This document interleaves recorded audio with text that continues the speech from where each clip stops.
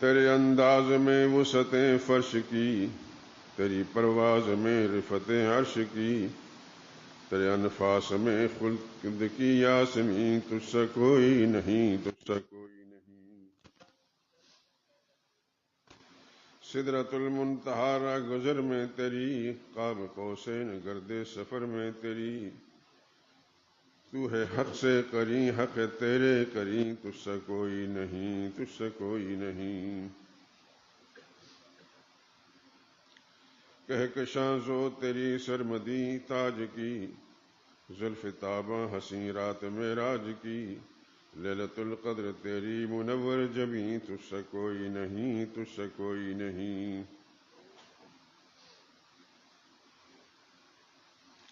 مصطفیٰ مجتبیٰ تیری مدح و ثنا، میرے بس میں نہیں، دست رس میں نہیں، دل کو ہمت نہیں، لب کو یارا نہیں، تجھ سا کوئی نہیں، تجھ سا کوئی نہیں۔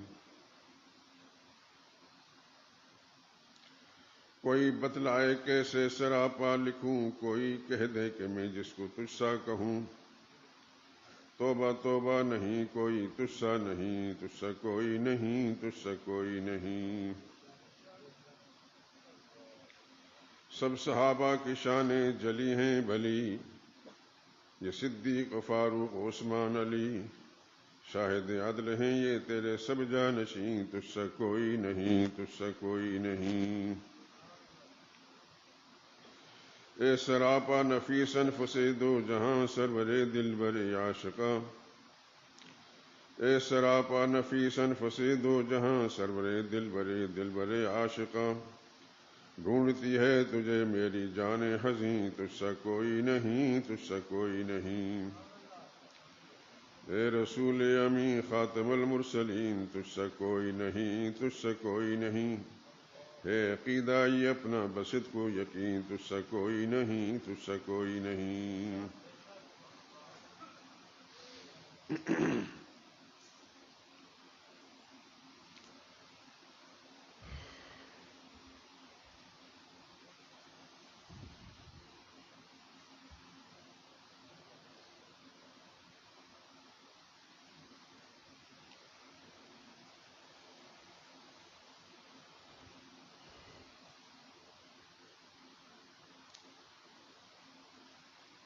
بزرگان محترم، برادران عزیز،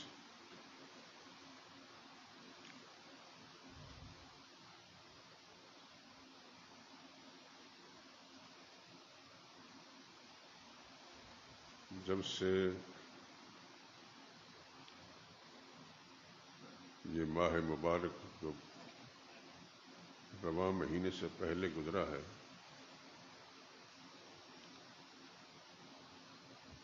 اور یہ آپ کے علم میں ہے وہ ماہ مبارک ہی سرور کائنات صلی اللہ علیہ وسلم کی ولادت کا مہینہ ہے۔ ہر دور میں مسلمان اپنے اپنے ذوق اور فہم کے مطابق سرور کائنات صلی اللہ علیہ وسلم کی ولادت و سعادت پر اپنی اپنی محبت اور عقیدت کا اظہار کرتے رہے۔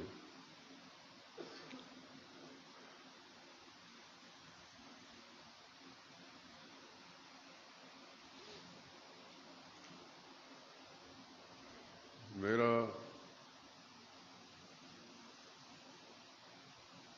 بہت دل کرتا ہے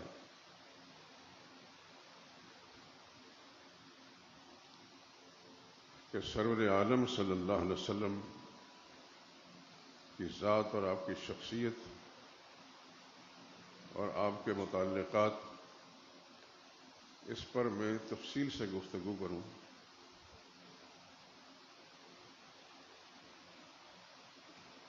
غالباً 1.5-2 سال پہلے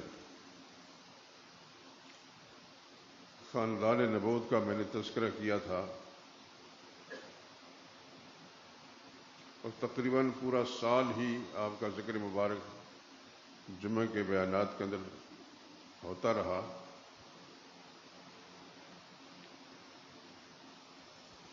اور ہمارے بعض احباب شاید اس وقت یہاں موجود نہیں ہیں، بڑے پڑھے لکھے دنیوی لحاظ سے، خود شاعر بھی ہیں اور بڑے کسی منصب پر فائز ہیں،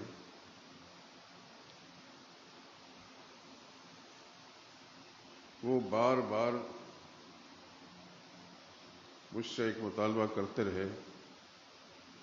اکثر نمازوں کے اندر وہ تشریف لاتے ہیں، یہ مطالبہ کرتے ہیں کہ خاندان نبوت پر کچھ لکھیں۔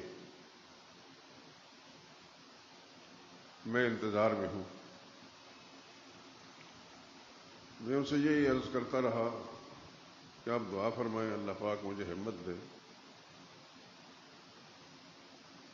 کہ میں اس مبارک خاندان کا تذکرہ، ان کا ذکر خیر اس انداز سے کر سکوں کہ جو مطلوب ہے۔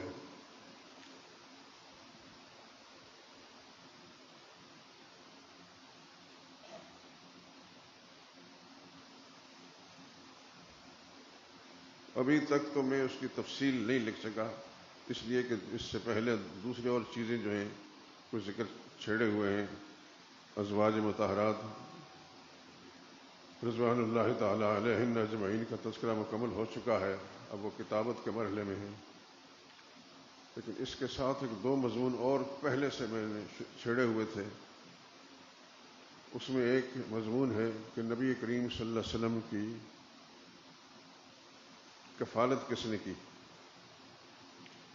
نومری میں ظاہر بات ہے کہ رسول اللہ صلی اللہ علیہ وسلم کے والد گرامی تو پہلے ہی آپ کی دنیا میں آنے سے پہلے ہی فوت ہو گئے تھے، اور والدہ ماجدہ بھی بالکل اوائل عمر کے اندر فوت ہو گئیں۔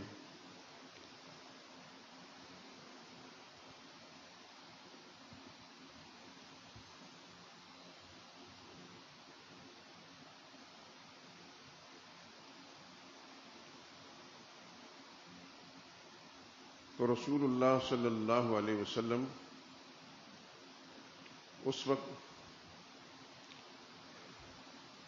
آپ کے دادا بزرگوار جناب عبد المطلب ان کی سرپرستی میں تھے۔ کم و بیش 8 سال بعد جناب عبد المطلب بھی دنیا سے چلے گئے۔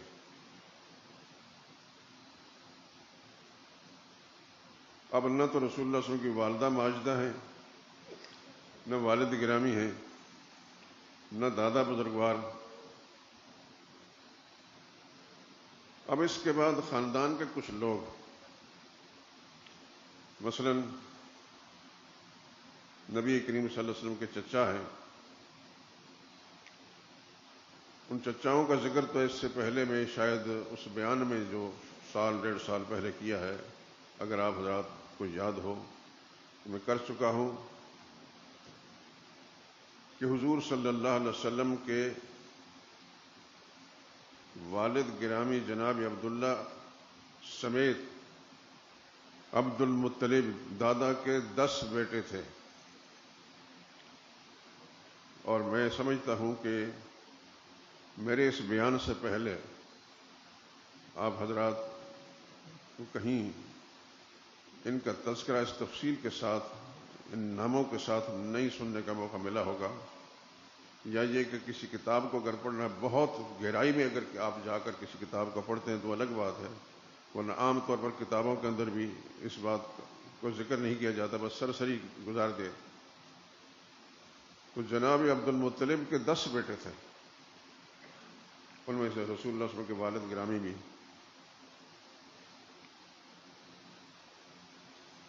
بڑے بیٹے کا نام حارث تھا، اور وہ حضور صلی اللہ علیہ وسلم کی ولادت سے پہلے ہی فوت ہو گئے تھے۔ حارث کے بعد رسول اللہ صلی اللہ علیہ وسلم کے ایک تایا تھے جناب زبیر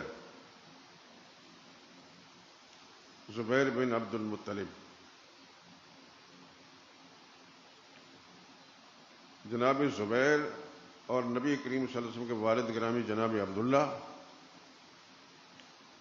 اور ابو طالب، یہ تینوں سگے بھائی تھے، یعنی ایک ماں کی اولاد۔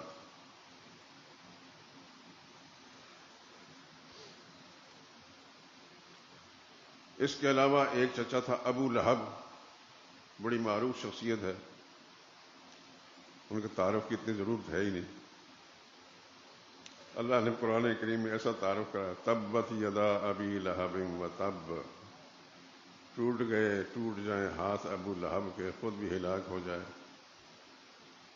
1500 سال پہلے سے مسلمان قرآن کریم کی تلاوت کے دوران اس شخص کی مذمت کرتے، اس کے لیے ہلاکت کی دعائیں کرتے تلاوت کے دوران چلے آ رہے ہیں، اور قیامت تک ایسا رہے گا.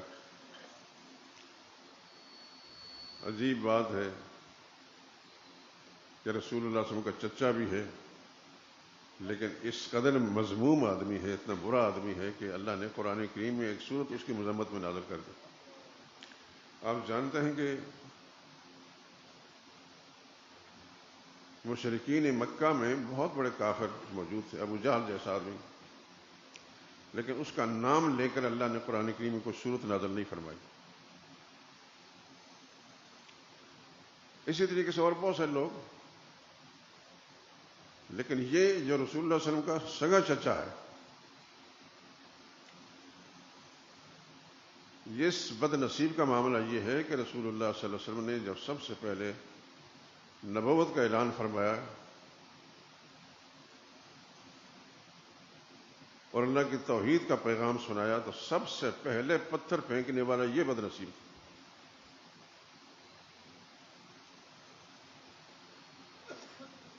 بلا شبہ مشرکین مکہ، انہوں نے بات نہیں مانی رسول اللہ صلی اللہ علیہ وسلم کی.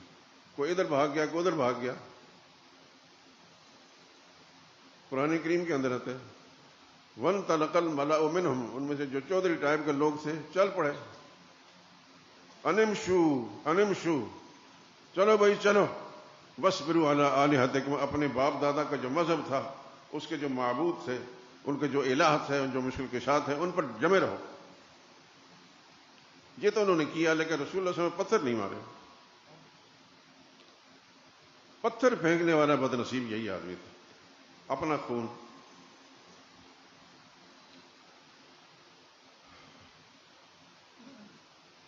اور پھر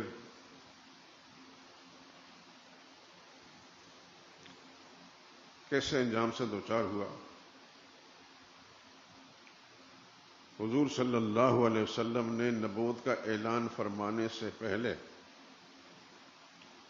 اپنی 2 صاحبزادیاں اس ابو لہب کے بیٹوں کی طرف منسوب کر دی تھیں، رشتے دے دیے تھے.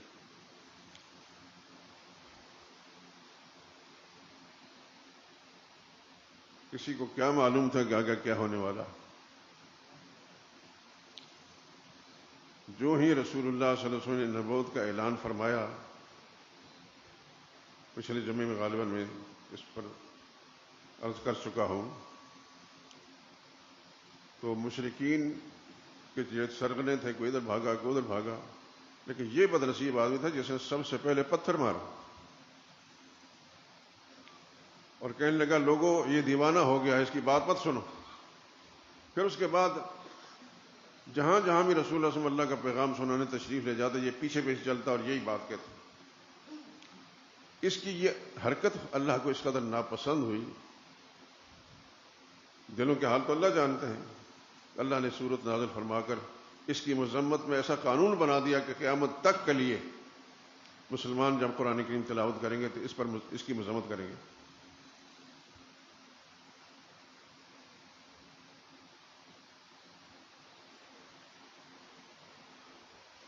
اور حیرانی کی بات یہ ہے کہ یہ اپنے بھائیوں میں سب سے زیادہ خوبصورت تھا. اس کا نام عبد العزیٰ تھا، ابو لہب نہیں تھا. لہب اس لیے کہتا ہے کہ اس کے چہرے پر یہ یوں سمجھیں کہ شعلے نکلتے تھے، اتنا خوبصورت تھا. لیکن اللہ کا کریم کو اس کے شعلوں سے کوئی غرض نہیں. اللہ تو اندر کی کیفیت کو جانتا ہے. اور رسول اللہ صلی اللہ علیہ وسلم اس سے پہلے اپنی صاحبزادیاں ان کے بیٹوں کے ساتھ منسوب کر چکے تھے. اس سے پہلے میں شاید اس طرح توجہ دلا چکا ہوں آپ حضرات کو، سب کو اگر نہیں تو کچھ کو یاد ہوگی. نبی کریم صلی اللہ علیہ وسلم کی دوسرے نمبر کی اور تیسرے نمبر کی صاحبزادی سیدہ رقیہ الزہرا اور سیدہ ام کلثوم رضی اللہ عنہما، یہ حضور صلی اللہ علیہ وسلم نے ابو لہب کے 2 بیٹوں کو رشتہ دے دیا تھا۔ ایک بیٹا اس کا نام عتبہ تھا، جو شروع میں تو کافر رہا لیکن آخر مسلمان ہو گیا رضی اللہ عنہ، اور ایک بیٹا تھا اس کا نام عتیبہ تھا، وہ کافر رہا اور کافر ہی مرا۔ یہ وہ بد نصیب ہے کہ اپنے باپ کی طرح اس نے نبی کریم صلی اللہ علیہ وسلم کا کرتا مبارک بھی پھاڑا اور آپ کے چہرے پر تھوکا بھی۔ تو نبی کریم صلی اللہ علیہ وسلم کی زبان مبارک سے اس وقت نکلا، اللہم صلت علیہم قلبا من کلابک، اے اللہ اپنے درندوں میں سے کوئی درندہ اس پر مسلط کر دے۔ اچھا، ایک بات میں آپ کو چلتے ہوئے کہہ دوں، آپ نے کم ہی کتابوں کے اندر پڑھا ہوگا کہ رسول اللہ صلی اللہ علیہ وسلم نے کسی کو مارا ہو۔ اس کی وجہ یہ ہے کہ نبی کی ذات سراپا رحمت ہوتی ہے، عذاب نہیں ہوتی، لیکن پیغمبر اگر کسی کو مارے تو بچ نہیں سکتا، یہ یاد رکھیں۔ اور نبی کی ذات، نبی کی سوچ اور مزاج ایسا تھا کہ رسول اللہ صلی اللہ علیہ وسلم نہیں چاہتے تھے کہ کوئی شخص ابد الآباد کے لیے جہنم میں جائے، لیکن یہ بد نصیب ایسا تھا جو رسول اللہ کا داماد، اس کو جب یہ پتہ چلا کہ حضور صلی اللہ علیہ وسلم اللہ کی توحید کا اعلان کیا تو یہ حضور صلی اللہ علیہ وسلم کے سامنے جا کر چہرہ انور پر تھوکا بھی اور کپڑے بھی پھاڑ دیے۔ تو اس کی یہ حرکت اللہ کے پیغمبر کو اس قدر ناگوار گزری کہ اپنا خون ہے اس کے باوجود اس وقت کا بدتمیز ہے کہ رسول اللہ نے فرمایا یا رسول اپنے درندوں میں سے کوئی درندہ مسلط کر دے، اور پھر اللہ نے درندہ مسلط کیا، کیسے؟ اللہ اکبر، پیغمبر کی بددعا، اللہ اکبر۔ مکہ کے قریشی لوگ اکثر بیشتر تجارتی سفر پر جایا کرتے تھے ملک شام، یمن کی طرف۔ اس وقت ایک قافلہ جا رہا تھا، اس کے اندر یہ عتیبہ بھی تھا۔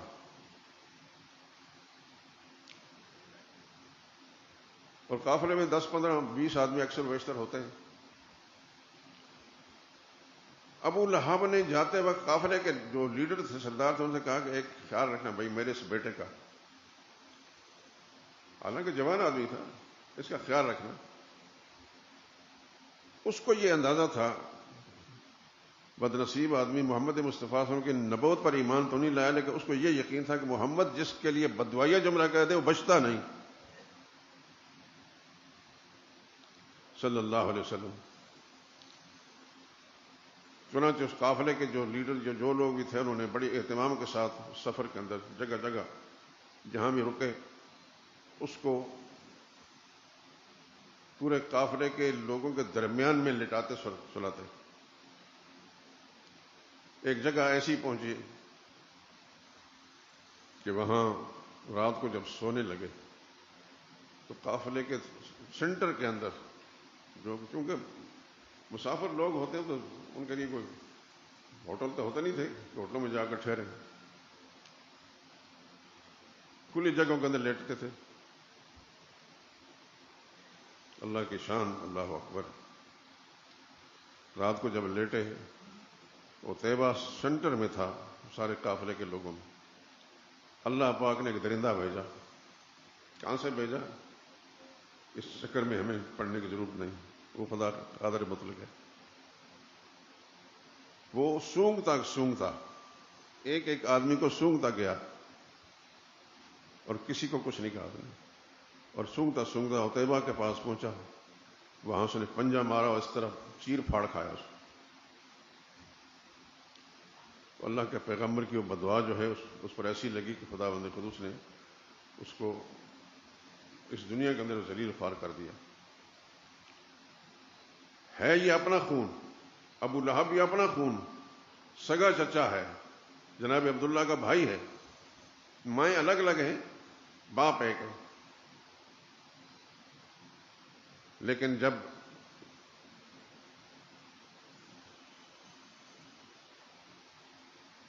بدتمیزی اور بدبختی پر کمر بستہ ہوئے تو پھر اللہ تعالیٰ نے اس کی پرواہ نہیں کی کہ یہ جناب عبداللہ کے بھائی ہیں، محمد مصطفیٰ صلی اللہ علیہ وسلم کے چچا ہیں، یہ چچا زاد ہیں۔ ابو لہب کی موت وہ بھی آپ حضرات کو یاد ہوگی۔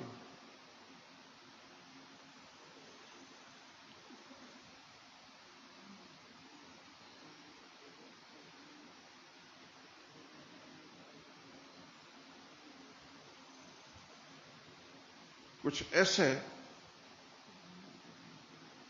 اس کے جسم پر زہریلے قسم کے دانے نکلے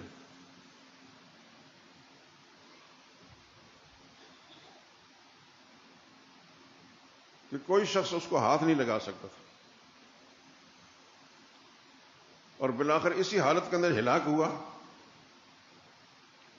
اور حبشی غلاموں کو بلا کر ان کے ذریعے سے ایک گڑھے میں پھینکا گیا، اور پھر اوپر سے پتھر پھینک کر اس گڑھے کو بند کر دیا گیا۔ یہ ہوا انجام ابو لہب کا۔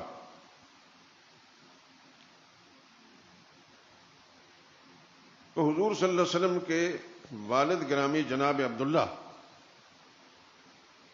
اس کے 9 بھائی تھے، 10ویں وہ خود تھے۔ سب سے بڑے بھائی تھے جناب حارث، وہ بالکل شروع میں فوت ہو گئے حضور کی ولادت سے پہلے ہی۔ دوسرے بھائی تھے جناب زبیر بن عبد المطلب۔ یہ زبیر وہ ہیں جو حضور صلی اللہ علیہ وسلم کے والد گرامی جناب عبداللہ کے ماں جائے ہیں، یعنی ماں ایک ہے، ماں بھی ایک ہے، باپ بھی تو خیر ہے ہی۔ اور یہ اپنے والد کے نائب بھی تھے، بڑے لائق فائق پڑھے لکھے اور شاعر بھی تھے، اور جناب عبد المطلب نے ان کو اپنا نائب بنایا تھا۔ تاریخ کی ساری کتابیں الحمدللہ ہم نے کھنگالی ہیں، ان کے اندر یہ لکھا ہے کہ انہوں نے اپنا نائب ان کو بنایا تھا، جناب زبیر کو، جو رسول اللہ صلی اللہ علیہ وسلم میں تایا تھا۔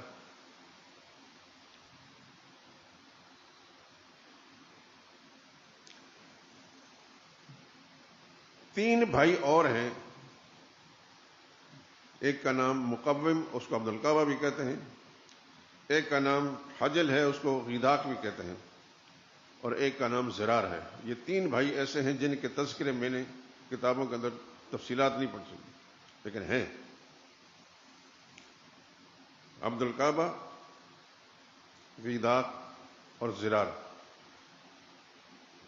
ان کی تفصیلات مجھے نہیں مل سکی، ہو سکتا ہے کہ آئندہ اللہ کو صورت پیدا کر دیں گے۔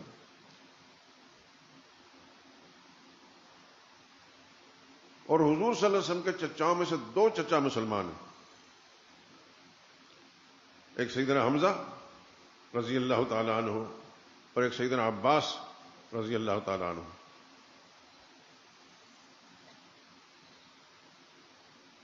تین کا حال تو ابھی میں نے ذکر کیا کہ معلوم ہی نہیں ہو سکا، اور 2 پکے کافر ہیں، ایک ابو لہب اور ایک ابو طالب۔ ابو لہب تو سخت ترین بدبخت بدتمیز بھی تھا، لیکن ابو طالب نے ایسا کوئی کام بھی نہیں کیا رسول اللہ صلی اللہ علیہ وسلم کے ساتھ گستاخی کا، ایمان نہیں لایا، حضور صلی اللہ علیہ وسلم کی کوشش کے باوجود ایمان نہیں لایا، لیکن یہ ہے کہ اس نے بدتمیزی نہیں کی رسول اللہ صلی اللہ علیہ وسلم کے ساتھ جیسے ابو لہب نے کیا۔ اور ایک جناب زبیر تھے، زبیر رسول اللہ صلی اللہ علیہ وسلم کے کفیل تھے۔ وہ کفالت کا مسئلہ جو بھی میں ذکر کر رہا تھا، میں نے لکھا ہے رسالہ، ان قریب انشاءاللہ میں ہو سکتا ہے کہ وہ بڑی کتاب سے پہلے ہی آ جائے، کچھ چند چیزیں اس کے اندر رہتی ہیں۔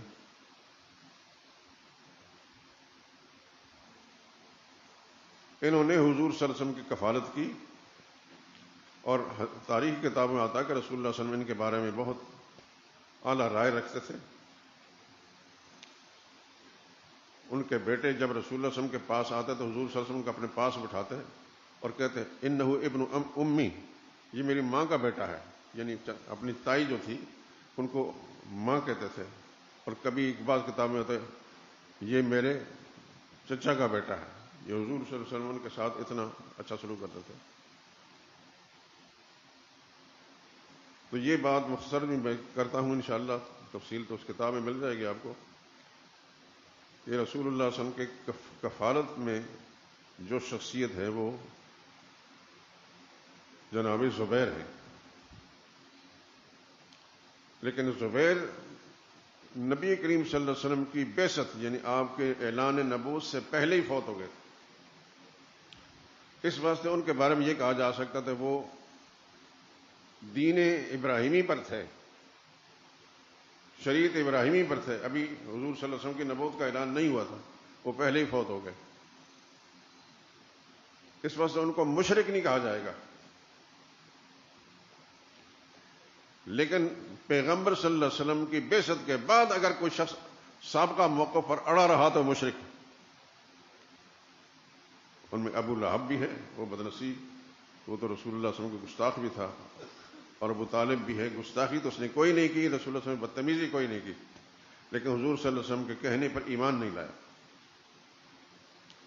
اور جب اس کا انتقال ہو گیا، اس سے پہلے شاید میں ذکر کر چکا ہوں کہ اس کی وفات کے وقت رسول اللہ صلی اللہ علیہ وسلم اس کے پاس گئے اور فرمانے لگے یار چچا جان اب بھی ٹائم ہے، کلمہ پڑھ لیں، میں خدا کے سامنے آپ کا گواہ بن جاؤں گا.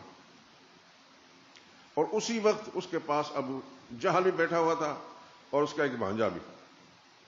وہ دونوں مشرک تھے، وہ دونوں کوشش کر رہے تھے کہ یہ ایمان نہ لائیں، اور حضور صلی اللہ علیہ وسلم کوشش فرما رہے تھے یہ ایمان لے آئے.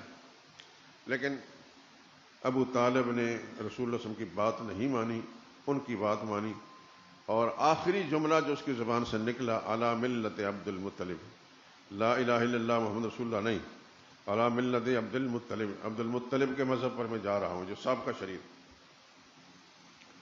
حضور صلی اللہ علیہ وسلم وہاں سے اٹھ کر واپس آ گئے، افسردہ، کوشش فرمائی اپنے لیکن ایمان نہیں لائے.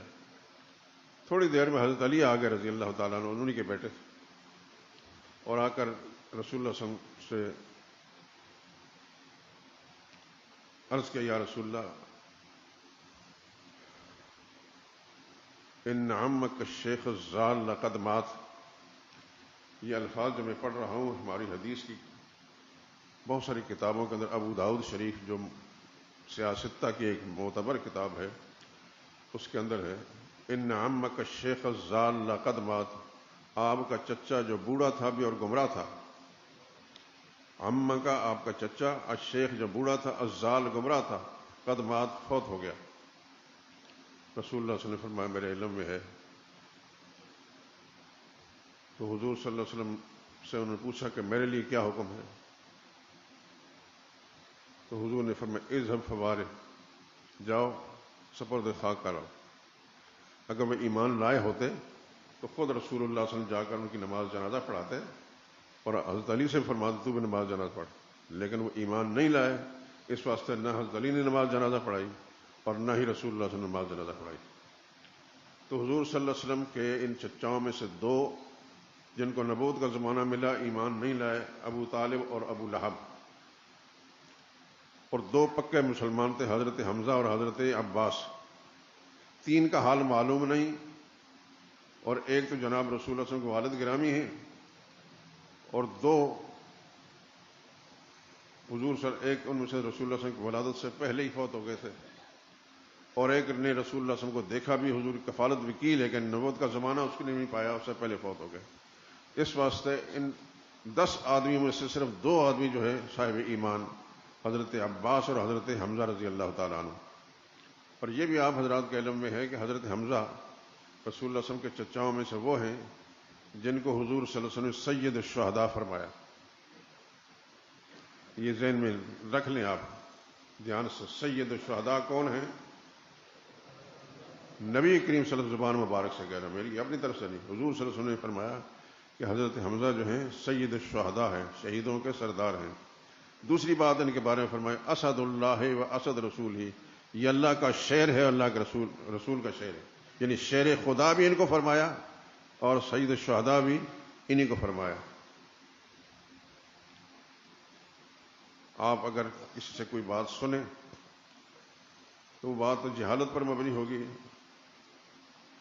یول پھول لوگ بکتے رہتے ہیں، لیکن حضور صلی اللہ علیہ وسلم کی زبان مبارک سے حدیث کتابوں کے اندر جو آیا ہے وہ میں آپ کو سنا رہا ہوں، اور ان قریب جو وہ مضمون جو میں نے لکھا ہے لیکن بکھرا ہوا ہے تو خاندان نبوت پر وہ آ جائے گا، تو اس میں وہ کتابوں کے حوالے بھی آ جائیں گے انشاءاللہ العزیز۔ بس یہ دعا کیا کریں کہ اللہ تعالیٰ کو راضی ہو جائے، خیر کا کام کرنے کی توفیق دے، اللہ ہمت اور موقع دے۔ اور میں ہمیشہ یہ دوست احباب سے التجا کرتا ہوں، میرے لیے دعا کریں کہ اللہ تعالیٰ مجھ سے دین کا کام لے لے۔ بس زندگی جتنی اللہ کی طرف سے ہے وہ ہے، اللہ تعالیٰ مجھ سے دین کا کام لے لے اور راضی بھی ہو جائے۔ اور میں ہمیشہ آپ حضرات کے لیے دعا کرتا رہتا ہوں، آپ نے مجھ سے کبھی مطالبہ نہیں کیا لیکن میں بغیر مطالبے دعا کرتا ہوں، یا اللہ میرا حلقہ احباب جتنا بھی ہے، میرے ساتھی جتنے بھی ہیں، میرے نمازی دوست جتنے بھی ہیں، یا اللہ ان کو دنیا آخرت کی بلائیاں نصیب کر، اپنی رحمتوں سے نواز دے، اور کسی کا محتاج نہ کر، سب کے گھروں کو دین سے آباد کر دے۔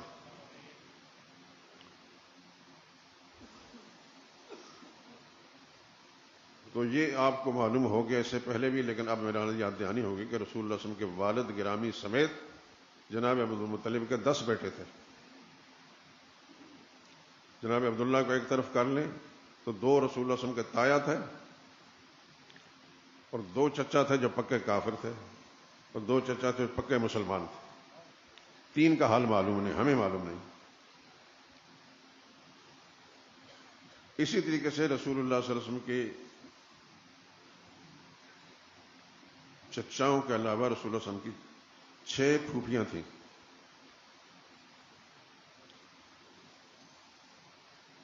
اگر آپ حضرات کا مزاج ہے مطالعہ کرنے کا، علمی کتابیں پڑھنے کا، تو پھر یقیناً آپ حضرات نے دیکھی ہوں گی، اور اگر مطالعے کی عادت نہیں ہے، ہمارے بہت سارے احباب ایسے ہیں، اللہ سب کو خوش رکھے اور اللہ تعالیٰ توفیق دے کہ وہ مطالعہ نہیں کرتے۔ مطالعہ کریں، دینی کتابیں ضرور پڑھیں، علماء سے پوچھ کر، جس عالم پر آپ کو اعتماد ہے کہ وہ سچ کہتا ہے۔ میں یہ نہیں کہتا کہ آپ مجھ سے پوچھیں، جس عالم کے علم پر آپ کو اعتماد ہے، اس کی دیانت پر اعتماد ہے، 2 باتیں ہوں گی، سچ کہتا ہے، دیانتدار ہے، اور صاحب علم ہے، اس سے پوچھیں، انشاءاللہ وہ صحیح کتاب کی آپ کو نشاندہی کرے گا، آپ کو مطالعہ کریں، اور آپ انشاءاللہ بہت سارے انکشافات بھی ہو جائیں گے، اور آپ کی آباد نسلوں کو بھی اس سے فائدہ ہوگا۔ تو حضور صلی اللہ علیہ وسلم کی پھوپھیوں میں سے 6 پھوپھیاں تھیں۔ عام طور پر آپ نے بچپن سے مولوی صاحبان کی زبان سے سنا کہ حضور کی 1 پھوپھی مسلمان تھی۔ یہ جھوٹ ہے۔ رسول اللہ صلی اللہ علیہ وسلم کی 4 پھوپھیاں مسلمان تھیں، مومن تھیں، 2 کسی وجہ سے ایمان نہیں لائیں۔ جو ایمان نہیں لائیں ان میں سے جو بڑی تھیں ام الحکیم البیضاء، اور ایک کا نام برہ تھا۔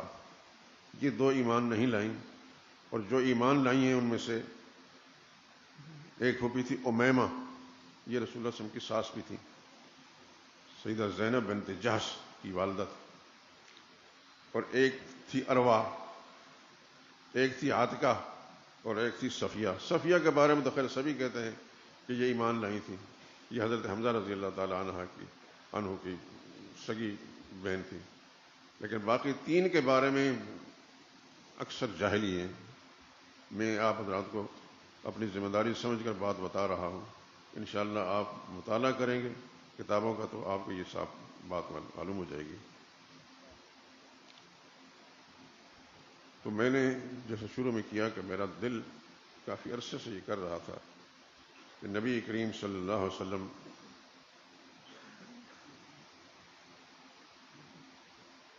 کی ولادت با سعادت کا گزشتہ مہینہ بہت سارے لوگوں نے اپنے اپنے ذوق کے مطابق حضور صلی اللہ علیہ وسلم سے اپنی محبت اور عقیدت کا اظہار کیا ہے، لیکن میں یہ سمجھتا ہوں کہ حضور صلی اللہ علیہ وسلم کی ذات اقدس اور آپ کے خاندان کے لوگوں کا تذکرہ صحیح طریقے سے اپنے احباب کو بتا دوں، اور انشاءاللہ العزیز صحیح تذکرہ جس کو معلوم ہو جائے گا تو آئندہ وہ دوسروں کی رہنمائی بھی صحیح کرے گا اور خود بھی سوچ درست ہوگی۔ ایک آدمی کو اگر صحیح بات معلوم ہے، اس کے دماغ میں صحیح بات ہوگی، اور وہ جب بھی منہ سے بولے گا کسی کے لیے کوئی بات کہے گا تو صحیح بات کہے گا، لیکن اگر کسی کو پتہ ہی نہیں تو اس سے کیا امید رکھی جا سکتی کہ کیا اس کے عزیز اقارب کیا اسے رہنمائی حاصل کریں گے، دوست احباب کیا؟ اس لیے ہمارا یہ فرض بنتا ہے کہ ہم اصل حقائق آپ حضرات تک پہنچا دیں۔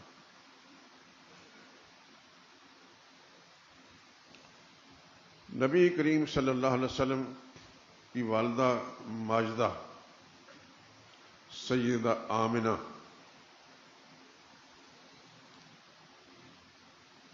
یہ تو آپ حضرات کے علم میں ہے ہی، ہونا چاہیے، جو حضور صلی اللہ علیہ وسلم کے ساتھ محبت عقیدہ رکھتا ہے تو رسول اللہ صلی اللہ علیہ وسلم کی والدہ ماجدہ کا اگر اس کے دل میں کوئی علم نہیں ہے تو یہ بڑی افسوسناک بات ہے۔ جس طرح رسول اللہ صلی اللہ علیہ وسلم کے والد گرامی جناب عبداللہ، اس کی پہچان ضروری ہے مسلمان کے لیے، رسول اللہ صلی اللہ علیہ وسلم کی والدہ ماجدہ جناب سیدہ آمنہ ان کی پہچان بھی ضروری ہے۔ اب یہاں ایک بات میں چلتے ہوئے کہہ دیتا ہوں، میں تو معمولی سا انسان ہوں، کہ ہم ان کو کیا کہیں گے، رضی اللہ تعالیٰ عنہ کہیں گے یا نہیں کہیں گے؟ اس کی وجہ یہ ہے کہ حضور صلی اللہ علیہ وسلم کو نبوت کافی دیر کے بعد ملی، جب 40 سال کی عمر کو پہنچے تھے تب نبوت ملی، تو والد تو حضور صلی اللہ علیہ وسلم کی پیدائش سے غالباً پہلے فوت ہو گئے تھے، اور والدہ بھی 2-3 سال ہی زندہ رہیں، لیکن چونکہ پیغمبر کی والدہ تھیں، اور پیغمبر کے والد تھے، اور انہوں نے نبوت کا زمانہ پایا ہی نہیں، یہ بات اس سے ذہن سے لگے، نبوت کا زمانہ اگر کوئی پائے اور پھر ایمان نہ لائے تو پھر اس کے مشرک ہونے میں کوئی شک نہیں، لیکن اگر نبوت کا زمانہ کسی کو ملا ہی نہیں، پہلے ہی فوت ہو گیا، پہلے دنیا سے چلا گیا، تو اس کا معاملہ خدا کے ساتھ رکھیں گے، اس کو کافر مشرک نہیں کہیں گے۔ ایسے ہی حضور صلی اللہ علیہ وسلم کی والدہ اور جناب عبداللہ کے بارے میں ہم ایسا کوئی جملہ نہیں کہیں گے، ایسی سوچ نہیں رکھیں گے کہ وہ ایمان نہیں لائے، اس واسطے کہ ان کو زمانہ اسلام ملا ہی نہیں۔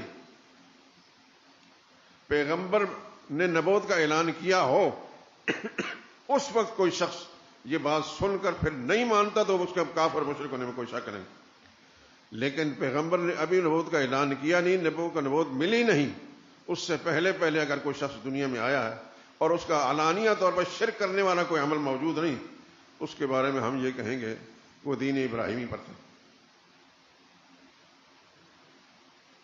یہی ذہن رکھیں، نبی کریم صلی اللہ علیہ وسلم کے والدین کے بارے میں کبھی بھی کوئی جملہ ایسا نہ کہیں، ایسا سوچیں بھی نہ، بس یہی کہیں گے کہ ان کو نبوت کا زمانہ ملا نہیں، رسول اللہ صلی اللہ علیہ وسلم تو بہت بعد میں جوان ہو کر 40 سال کو پہنچ کر نبوت کا اعلان کیا، وہ تو پہلے دنیا سے چلے گئے، اس واسطے ان کے بارے میں یہ کہیں گے کہ وہ دین ابراہیمی پر تھا۔ ان کا عمل کو ہمیں شرک والا ملتا بھی نہیں کہ ہم ان کے بارے میں کسی کو، اس واسطے ان کے بارے میں اچھی رائے، اچھی سوچ، ان کا ادب، ان کا احترام، نام لیتے وقت ادب احترام سے نام لیں گے۔ جناب عبداللہ سیدہ آمنہ،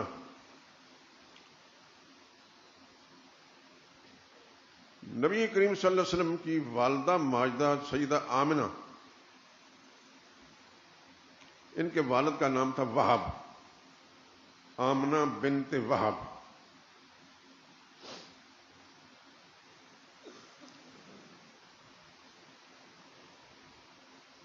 ایک چیز آپ حضرات نے کبھی سوچی ہوگی، خیال آیا ہوگا یا کسی سے بات ہوئی ہوگی کہ حضور صلی اللہ علیہ وسلم کے چچاؤں کا نام تو ذکر کیا جاتا ہے، کہیں نہ کہیں ملتا ہے، رسول اللہ صلی اللہ علیہ وسلم کے ماموں کا تذکرہ کوئی نہیں۔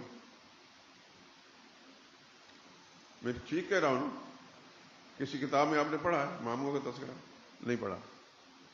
عام طور پر رسول اللہ صلی اللہ علیہ وسلم کی سیرت سنانے پر جو کتابیں لکھی جاتی ہیں اس کے اندر بھی اس کا تذکرہ نہیں ہوتا۔ میں نے ایک عالم سے جو بڑا معتبر عالم، اس سے بدر جہاں زیادہ معلومات رکھنے والا، کئی کتابیں اس نے لکھی ہیں، کیونکہ ان کا مطالعہ بہت زیادہ ہے، تو میں نے ان سے پوچھا کہ رسول اللہ صلی اللہ علیہ وسلم کے مسلمان ماموں کا نام مجھے بتائیں۔ میرا خیال یہ تھا کہ ان کا مطالعہ زیادہ ہے تو یقیناً میری رہنمائی کریں گے، تو وہ ہنس پڑے، یہ ٹیلی فون پر بات ہوئی، وہ ہنس پڑے، تو ہنس کر کے نے کہا صاحب مجھے تو ان کا کافر ماموں کا معلوم نہیں، آپ مسلمان ماموں کا پوچھ رہے ہیں. خیر ان کا قصور کوئی نہیں. ہمارے ملک میں ایک مزاج ایسا بنا ہوا ہے کہ جس کی معلومات کرنی چاہیے اس کے لیے کوئی نہ لکھا جاتا ہے نہ بیان کیا جاتا ہے. آج آپ اپنی مسجد کے اندر یہاں اتنی باتیں سن رہے ہیں. آپ یہ بتائیں کہ اتنی باتیں اس سے پہلے اس مسجد کے علاوہ میرے جیسے گنہگار آدمی کو چھوڑ کر کسی اور سے سنی ہے؟ کوئی تذکرہ کرتا ہی نہیں، نہ ہی معلومات ہیں. یہ تو اللہ کی توفیق ہے. میرے میں کوئی خوبی نہیں، اللہ کی توفیق سے میرا ایک ذوق ایسا اللہ نے بنایا ہے کہ میں اس سلسلے میں تجسس کرتا رہتا ہوں. تو اللہ پاک اسباب پیدا کر دیتے. خیر میں بتانا ہی چاہتا تھا کہ رسول اللہ صلی اللہ علیہ وسلم کے 2 ماموں مسلمان ہیں. 2 ماموں مسلمان ہیں. ایک کا نام ہے اسود بن وہب اور دوسرے کا نام ہے عمیر بن وہب. یہ ذہن میں رکھیں. اور 2 خالائیں. ایک خالہ کا نام ہے آمنہ بنت وہب.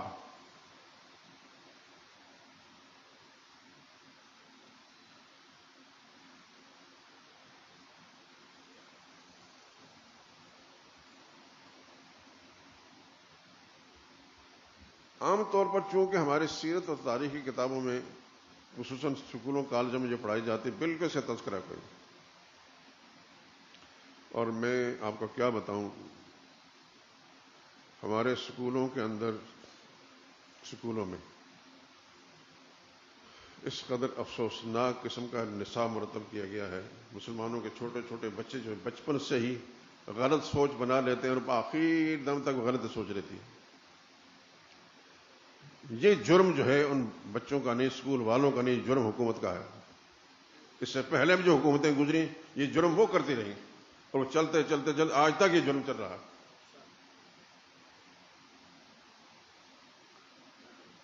ایک عام مسلمان بچے سے پوچھیں گے رسول اللہ صلی اللہ علیہ وسلم کے مسلمان ماموں کون سے تھے، چچا کون سے تھے، نہ وہ حضرت حمزہ کے بارے میں بتا سکے نہ حضرت عباس کے بارے میں. البتہ وہ حضرت ابو طالب علیہ السلام یہ ان کو معلوم ہے.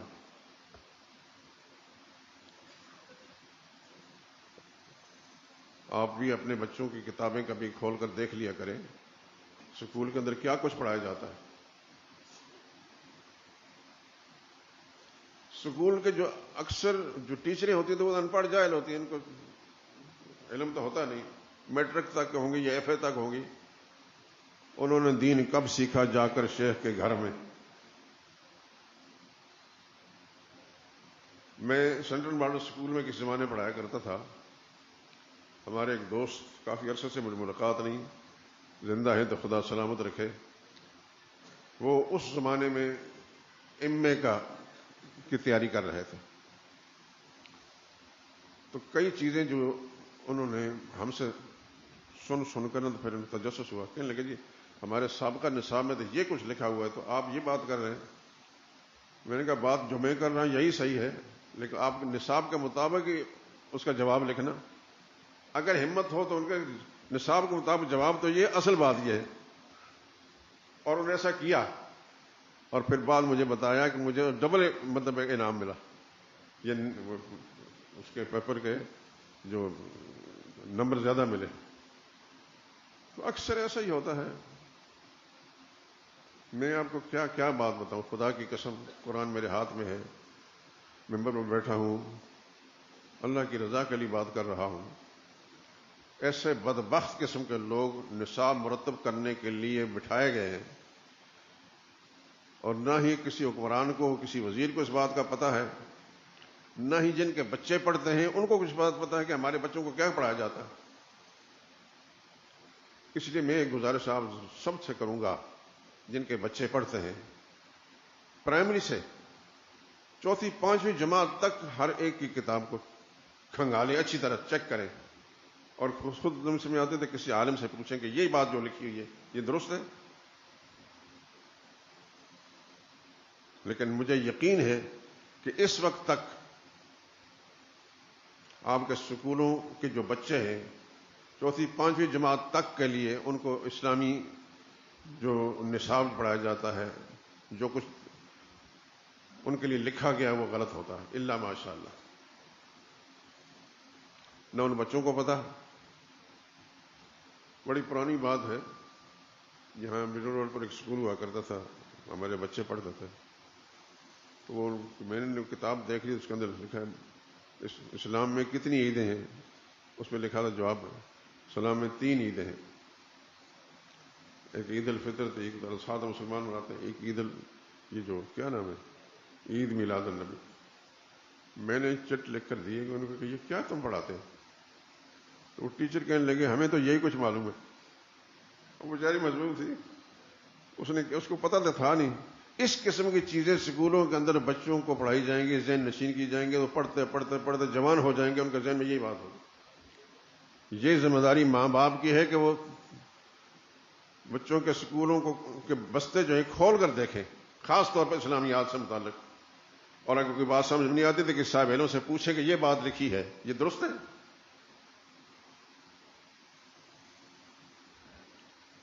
اور اگر فرض کرو ایسا نہیں ہو سکتا، اور یقیناً آپ نصاب کو تبدیل نہیں کر سکتے، اور قرآن ٹولہ جو ہے سارے اختیار تو ان کے پاس ہے.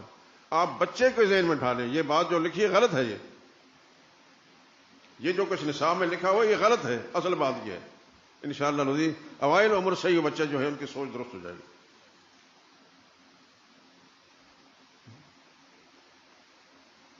حضرت ابو طالب علیہ السلام تو سب کو یاد ہے. سیدنا حمزہ اور سیدنا عباس رضی اللہ تعالیٰ عنہ، وہ کسی کو یاد نہیں، کسی کو معلوم نہیں. آپ اپنے بچوں سے پوچھیں تو صحیح، ان کی کتابوں میں نہیں ہوگا. حالیہ دنوں کے اندر میں نے ایسی کتابیں کھنگالتا رہا ہوں جو بہت خوبصورت قسم کی چھاپ کر تو پہنچائی جاتی ہیں اور بچے پڑھتے ہیں. تو میں نے دیکھا کہ سیدنا حمزہ رضی اللہ تعالیٰ کا کوئی تذکرہ نہیں، سیدنا عباس کا کوئی تذکرہ نہیں، جو پکے مسلمان چچا ہیں رسول اللہ صلی اللہ علیہ وسلم. لیکن حضرت ابو طالب علیہ السلام اس کا تذکرہ موجود ہے. اس واسطے میں آپ حضرات سے درخواست کرتا ہوں کہ ایک تو اپنی زندگی کا نظام ایسا بنائیں، یہ درخواست کر سکتا ہوں کچھ دینی کتابیں اپنے گھر کے اندر مطالعے میں رکھیں. خود معلوم ہو تو ظاہر قسمت، نہیں تو کسی عالم سے پوچھ کر کہ کون سی کتاب میں مطالعے میں رکھوں. انشاءاللہ العزیز آپ کی اپنی سوچ جب درست ہوگی تو آپ درست سوچ سے اپنے بچوں کو، اپنے پوتوں کو، پوتیوں کو، یہ جتنے بھی ہیں صحیح رہنمائی کر سکیں گے. میرے سامنے چونکہ یہ چیزیں آئی ہیں اس واسطے میں آپ حضرات کو آگاہ کر رہا ہوں، اور میں اس معاملے میں بڑا حساس ہوں. کوئی ناراض ہوتا ہے یا راضی ہوتا ہے مجھے ایسی کوئی پرواہ نہیں. میں نے مر کر خدا کے سامنے جانا ہے اور وہاں جواب دہ ہونا ہے. اس دنیا کے کسی انسان کے سامنے جواب دہ نہیں ہونا. لیکن ہمارا یہ فرض بنتا ہے کہ آپ حضرات جیسے دوست سامنے آئیں تو ان کے سامنے بات صحیح رکھیں، اور جو چھوٹے بچے ہیں ان کی صحیح رہنمائی کریں. آپ حضرات کے علم میں ہے یہ پاکستان کا جو حکومتی نظام ہے، وفاقی کابینہ کی میٹنگ ہو رہی ہے، وفاقی وزیر بیٹھے ہیں، اور ایک وزیر کو کہا جاتا ہے تو تلاوت کر، اور وہ سورہ اخلاص غلط پڑھتا ہے. اللہ کی قسم. پھر وہ حکومت ختم ہوتی ہے، اگلی حکومت آتی ہے، اس کے وفاقی کابینہ کا اجلاس ہوتا ہے، اس کا بھی وزیر خدا کی قسم سورہ اخلاص صحیح نہیں پڑھ سکتا. میں ان سے کوئی بھی اچھائی کی امید نہیں رکھتا. آپ حضرات میرے احباب ہیں، ٹائم نکال کر تشریف لاتے ہیں، رہنمائی کرنا میرا اخلاقی فرض ہے. اور انشاءاللہ العزیز رسول اللہ صلی اللہ علیہ وسلم کے خاندان کا یہ چند بزرگوں کا میں نے تذکرہ کیا ہے، میں انشاءاللہ العزیز آپ حضرات خدمت پیش کروں گا. باقی اللہ کے سامنے ہم نے مر کر جانا ہے، جس کی نیت درست ہوگی خدا کے سامنے جائے گا تو سرخرو ہو کر جائے گا. وآخر دعوانا الحمدللہ رب العالمین.